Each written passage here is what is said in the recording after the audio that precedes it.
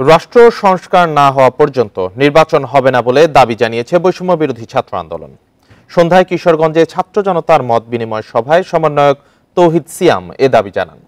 এদিকে দুপুরে নারায়ণগঞ্জে গণ অভ্যুত্থানের শহীদ পরিবারের সাথে সাক্ষাৎ শেষে নাগরিক সভায় যোগ দেন সমন্বয়ক সার্জিস আলম।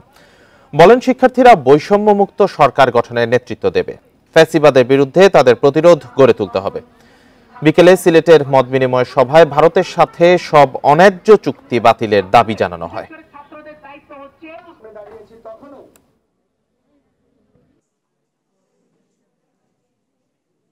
যতদিন পর্যন্ত না রাষ্ট্র সংস্কার হবে, যতদিন পর্যন্ত না এই আওয়ামী ফ্যাসিস্টের কাঠামো এই দেশে থাকবে, যতদিন পর্যন্ত না বাংলার আপামর জনতা এক কাতারে দাঁড়াইতে পারবে, ততদিন পর্যন্ত কোনো নির্বাচন না।